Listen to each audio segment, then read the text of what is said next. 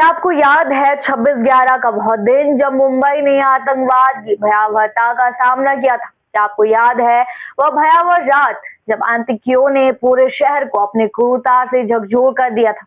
और क्या आप जानते हैं कि अब उस खौफनाक हादसे के एक और आरोपी को न्याय का सामना करने का समय आ गया है?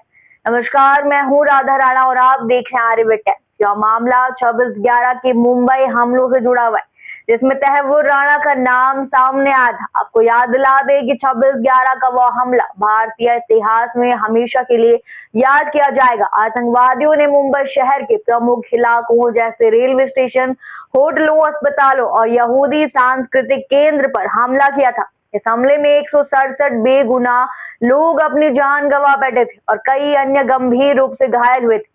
तो हमला पाकिस्तान से समुद्र के रास्ते आए 10 आतंकवादियों द्वारा किया गया था, जिनमें से एकमात्र अजमल कसाब को जिंदा पकड़ा गया था। बाकी 9 आतंकवादी मुठभेड़ में मारे गए थे। इस हमले के बाद कई सवाल उठे थे, लेकिन इस घटना में शामिल कुछ लोग अब तक भारतीय न्याय व्यवस्था से बचते रहे थे, जिनमें से एक नाम है तहव्वुर राणा, जो इस हमले के साजिशकर्ताओं में शामिल था। तहव्वुर राणा पाकिस्तानी मूल के कैनेडियन नागरिक हैं और उनकी पहचान एक इमिग्रेशन कंपनी के मालिक के रूप में सामने आई थी।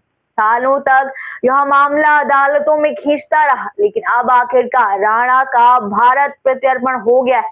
अमेरिकी राष्ट्रपति डोनाल्ड ट्रंप ने इसकी घोषणा की है कि राणा को अब भारत भेजा जाएगा ताकि वह भारतीय न्याय व्यवस्था का सामना कर सके।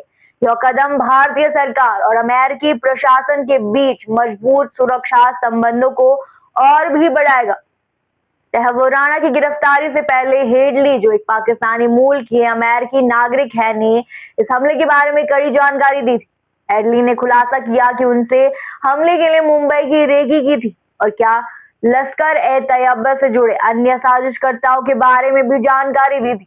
हेडली का बयान भारतीय अदालत में अहम साबित हुआ, जिसके आधार पर भारत ने राणा के खिलाफ अमेरिका से प्रत्यर्पण की मांग की थी। अब राणा का प्रत्यर्पण भारतीय न्याय व्यवस्था के लिए एक बड़ा कदम है। 26/11 हमले का शिकार हुए परिवारों के लिए यह उम्मीद की किरण है कि आखिरकार उनके प्रियजनों की मौत का हिसाब हो सकेगा। इस प्रकरण का अमेरिकी प्रशासन ने स्वागत किया। डोनाल्ड ट्रंप ने यह भी कहा कि वह खुश हैं कि इस महत्वपूर्ण कदम को उठाया गया और यह निर्णय दोनों देशों के बीच सुरक्षा सहयोग को बढ़ावा देने की दिशा में अहम साबित होगा। प्रधानमंत्री नरेंद्र मोदी ने भी इस पर अपनी खुशी जताई और आतंकवाद के खिलाफ सख्त कदम उठाने की बात की। आखिरकार क्या हमें यह उम्मीद करनी चाहिए कि मुंबई हमले के सभी दोषियों को न्याय मिलेगा?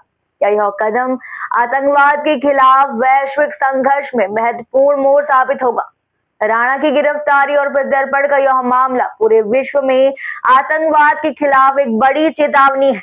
क्या यह आतंकवाद की जड़ को खत्म करने की दिशा में एक ठोस कदम साबित होगा?